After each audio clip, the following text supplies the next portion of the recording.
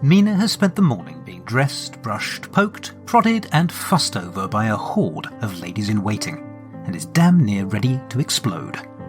The tension is killing her, and these stupid wedding preparations are nothing but one enormous distraction. She needs to be out there, overseeing things, directly involved, to ensure that nothing goes wrong.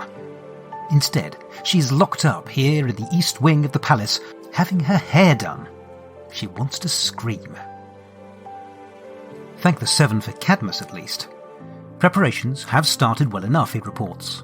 The cultists, disguised as bar staff and waiters, have arrived with their wagon loads of barrels marked up as Chateau Rogoth Grand Cru, and have been waved through into the palace grounds by bored-looking guards. Priests, garbed in their elaborate ceremonial robes, have moved through the reception hall, performing celebratory rites over the food and drink as the guests have begun to arrive. Things are going according to plan.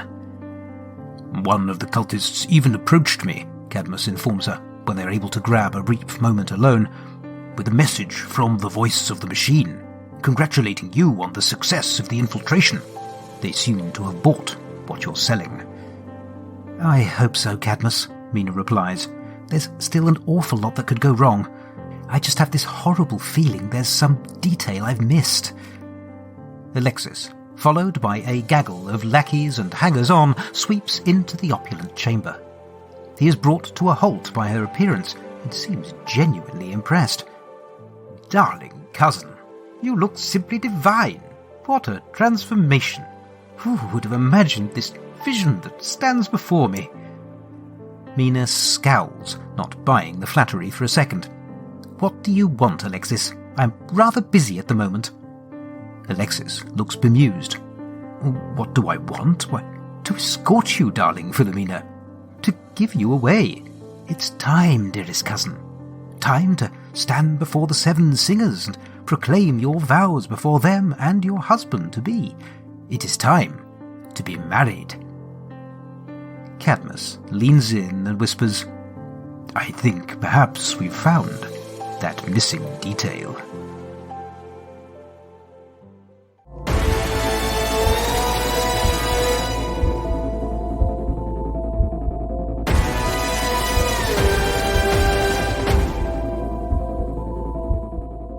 Hello and welcome to The Lone Adventurer, an actual play solo RPG podcast with me, Carl White. I will be your narrator, your game master, and your guide as we follow our hero, Mina Montessario, on her journey into the unknown.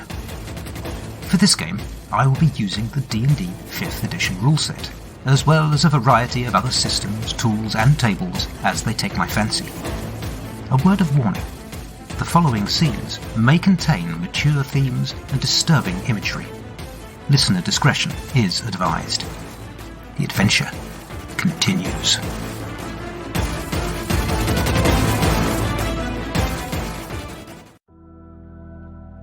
Last time on The Lone Adventurer, with only 48 hours to go before Doomsday and the whole city in chaos, Mina visited the House of Whispers. There, she met with her cousin Alexis and with her bridegroom Tristan. The latter seemed as guileless as the former was duplicitous, and the meeting left Mina wondering, who is pulling Tristan's strings? But there's little time for such speculation. The cult of the machines step up their bombing campaign, and Mina only has 2 days to enact a plan to prevent her wedding from going up in smoke.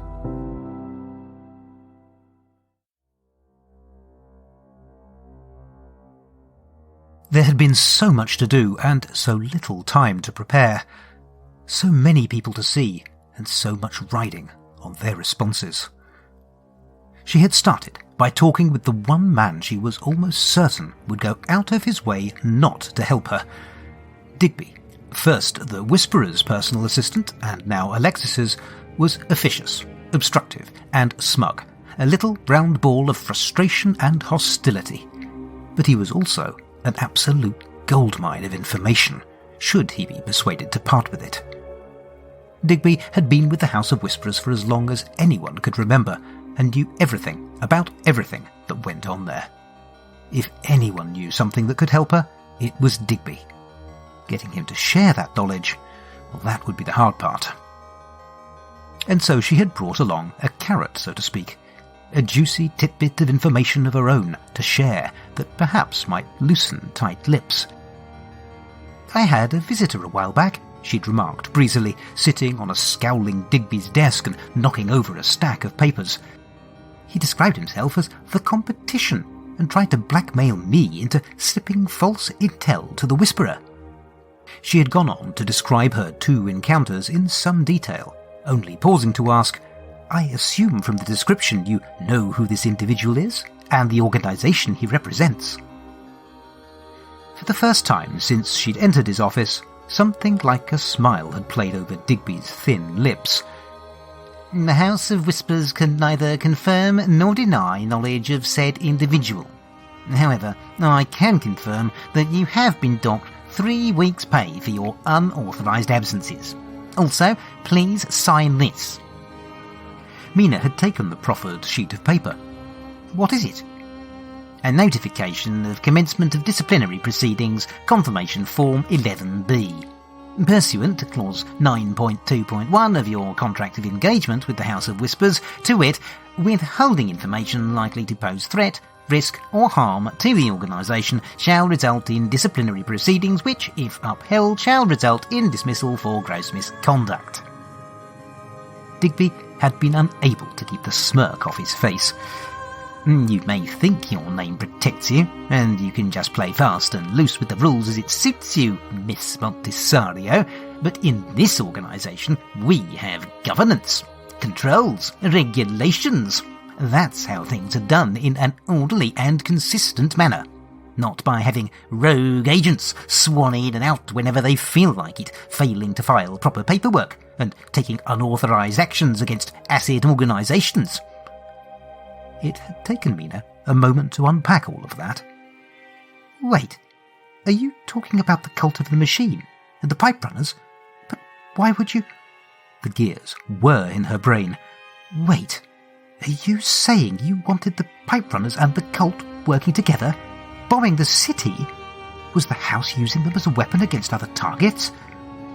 Digby's face had shut up shop, the shutters coming down and settling back into his normal, inscrutable middle-distance gaze.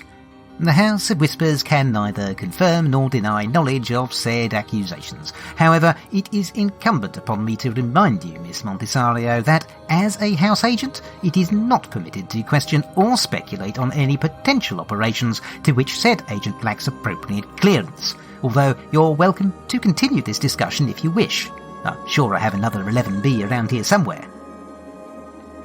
Mina had stormed out, though in truth she had come away with more than she'd expected. That little slip of Digby's had suggested that the house had far more of an active role than she had imagined in the cult's activities.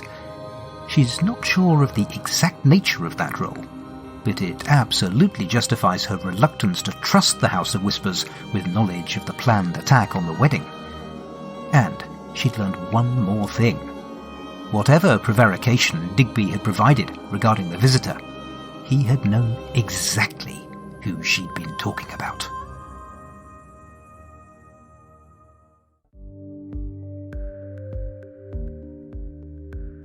Ah, Digby. Haven't we all met a Digby at some point? Too many points, probably. I mentioned in a previous episode that I was going to introduce a countdown clock for this portion of the game, limiting what preparations Mina could put in place. Rather than timing events between now and the wedding, I gave her a 4-segment countdown clock. She could do 4 things, whatever those 4 things might be, and no more. I decided that those 4 things would be 4 meetings that would take place prior to the wedding. Having said previously that she had been too intent upon acting alone, I think both she and I have come to the realization that her plan can only succeed with the support of others. Given that a mythic fate roll indicated the visitor still hadn't made contact, I decided to go digging for clues at the House of Whispers first, and Alexis's PA seemed like a good place to start. The answers I did or did not get here would determine the next steps in Mina's plan. I actually asked Mythic a question I shouldn't have here. I asked where the visitor was, which is not something that Mina would or should know, and so is not something that was really reasonable for me to ask. That occurred to me after I'd asked the question, but I figured I'd let the results stand, in case Digby knew and happened to be forthcoming. The answer, Mistrust Prison, was actually quite interesting, and if we ever get back to the visitor and his crew, I may explore it further. Given what I know of the setting, I know what this prompt means. But for now, let's put that to one side and focus on Digby. So, I randomly generated my NPC.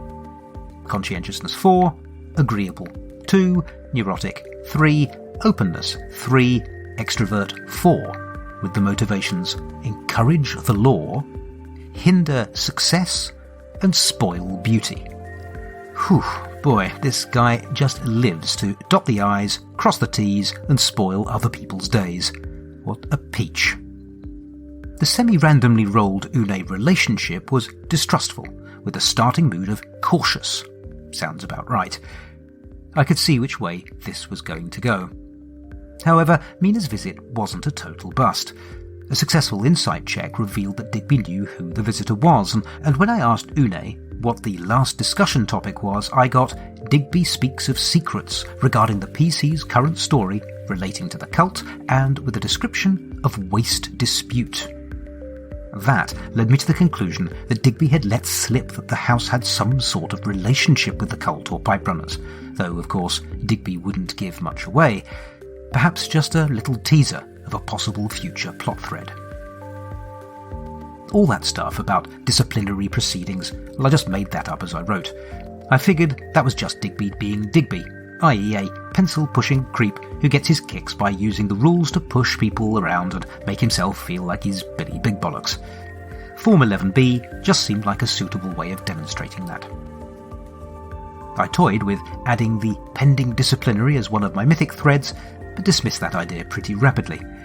It was just a bit of flavour and fluff I wrote rather than a plot thread introduced by the mythic GM and, well, let's face it, who wants to listen to the tales of Mina's one-woman war on the House of Whispers HR department? And so we come away with some hints and plot thread teases, but nothing really concrete. That didn't go the way Mina had hoped, and so the chaos is going to rise to 4. Let's see if her next port of call bears any riper fruit.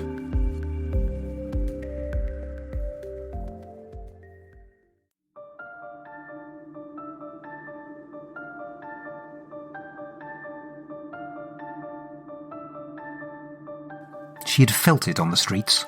That undercurrent of fear, the ever-present tension evident in the hurried paces, the furtive glances of those few that braved the evening wind and rain.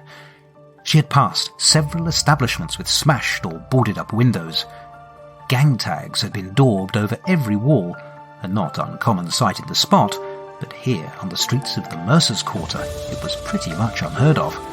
And the bluecoats, normally so prevalent in this wealthy district, had been conspicuous by their absence.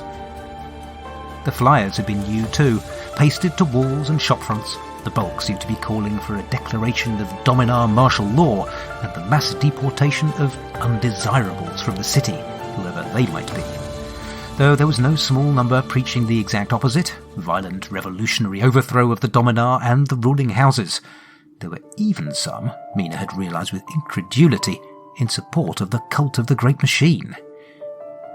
It had been a relief to finally step inside the warm, familiar confines of Dr. Cropp's alchemical emporium. The shelved walls, lit by the soft orange glow of gaslight, lined with bottles, flasks and jars of varied elements, salves and tinctures, and home to uncounted strange odours, had reminded her strongly of the doctor's old study in Montesario Palace. The diminutive doctor had emerged from behind the counter, arms spread wide and a broad smile upon their face. "Philomena, my dear girl," they'd cried, drawing her into a hug and then holding her at arm's length to examine her with loving eye.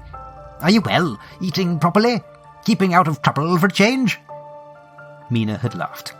It had been a long time since she'd seen her old tutor, but she had found them little changed. "I'm well enough, Doctor, and all the better for seeing you. But as for trouble, well, that's sort of why I'm here." Dr. Ellie Crop had arched a wry eyebrow, their eyes twinkling with amusement. "You don't say.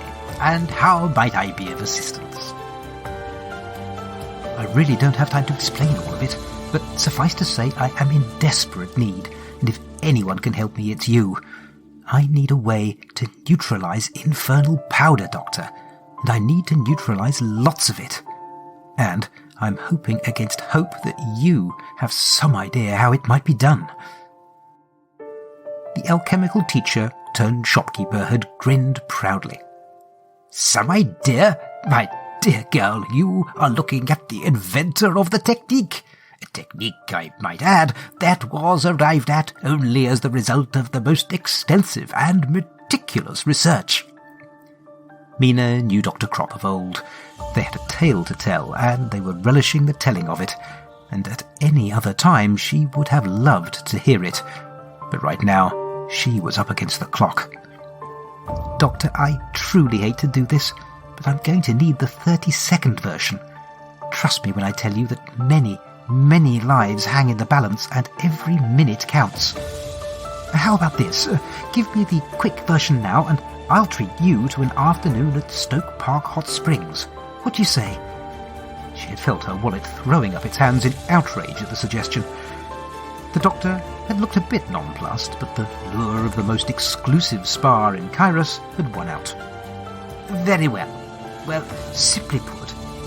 It had gone against every instinct, but the doctor had forced himself to keep it brief. "Simply put, the clue is in the name.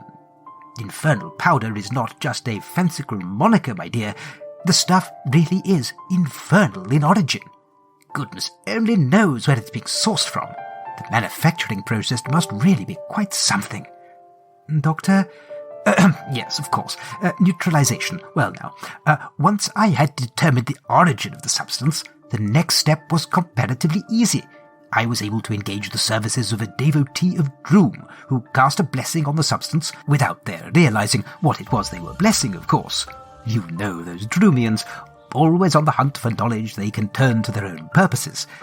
Anyway, a simple blessing did the trick, rendered the power completely inert. I don't know how much use that will be to you, though. The services of the Singers of the Seven don't come cheap, and I imagine all your capital is going to be tied up paying for my pedicures and facials." A broad grin of elation and relief had spread across Mina's face. "You know, I think I know just the person who can help."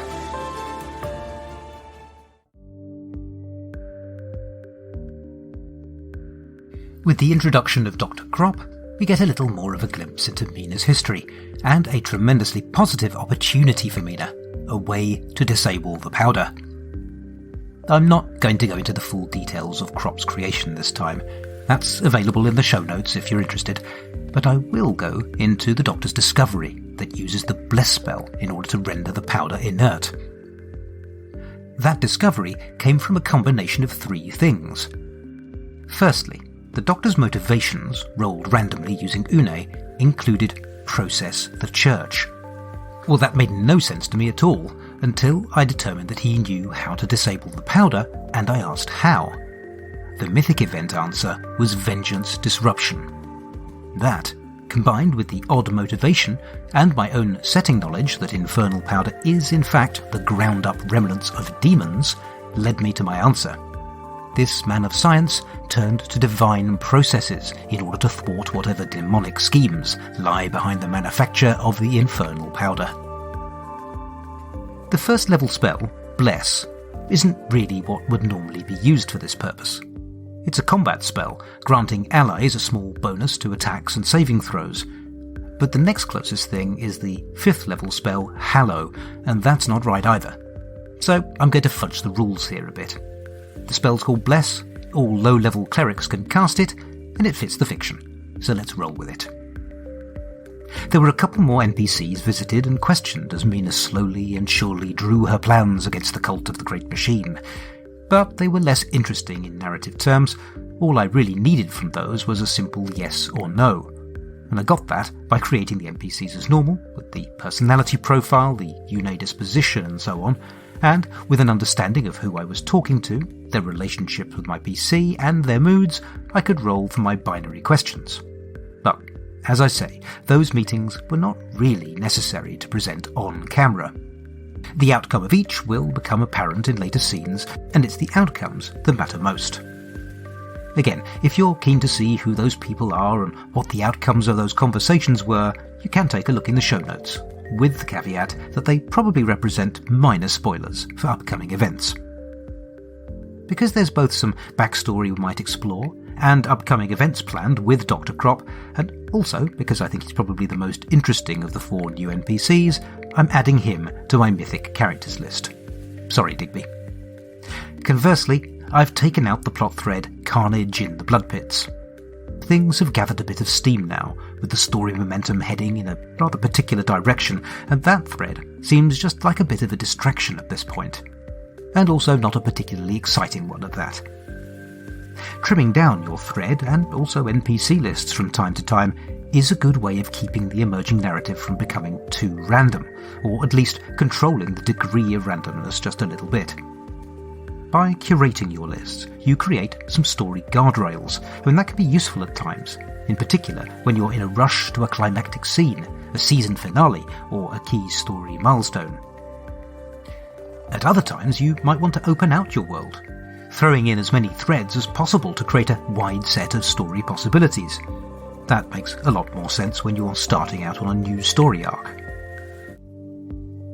A very quick note on some digital tools that I used for this episode.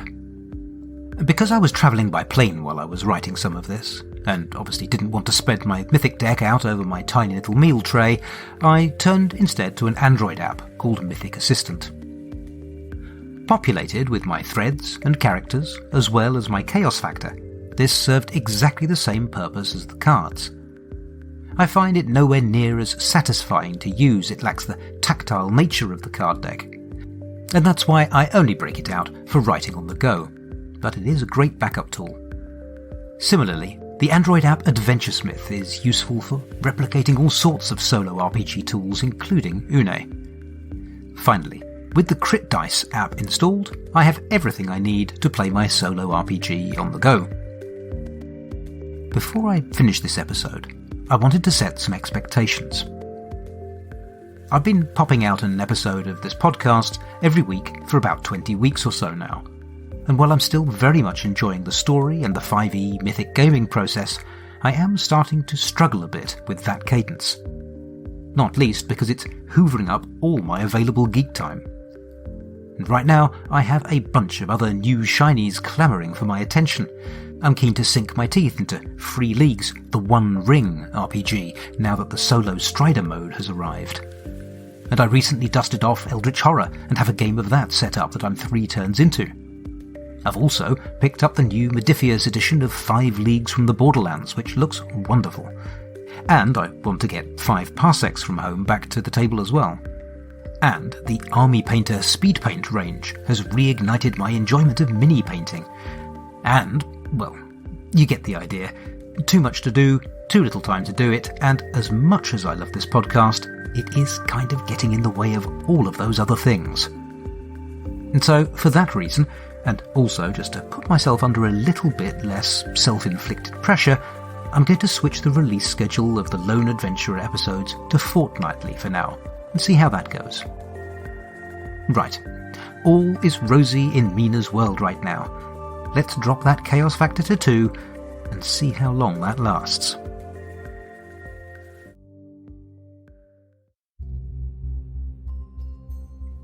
Mina stands before the High Devotant of Ankara in the grand chapel of Toreth Palace, her eyes wide and heart thumping. The pinched and sour-faced old high priest has been droning on for what seems like forever, but Mina has barely heard a word she's said.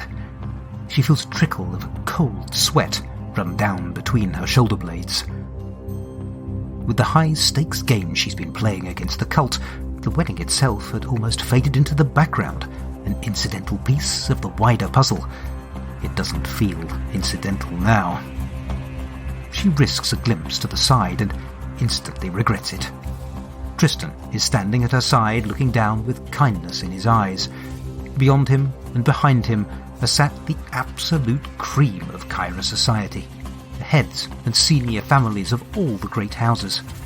What seems like the entirety of House Toreth and House Montesario, religious leaders, guild leaders, hundreds of the city elite, all in one place.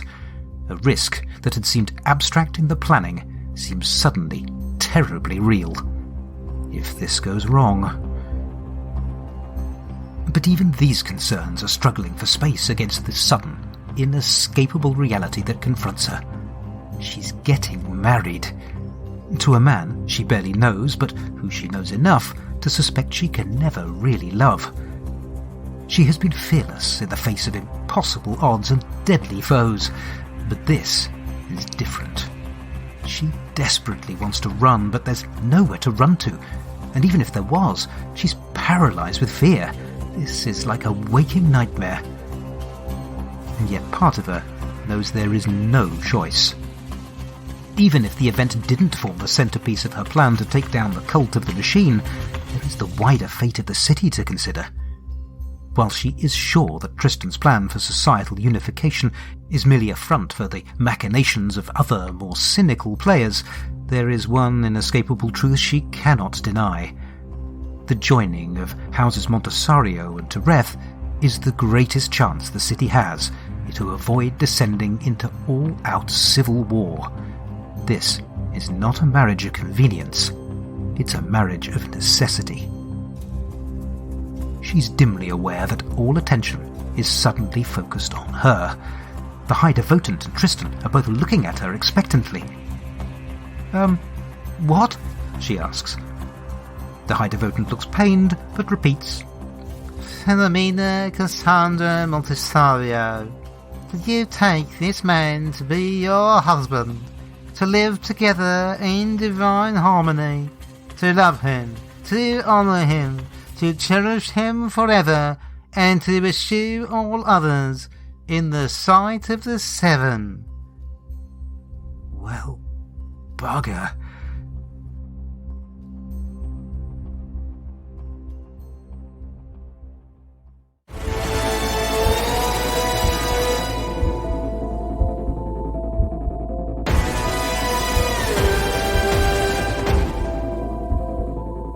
You have been listening to The Lone Adventurer, a solo RPG podcast played, written and performed by me, Carl White.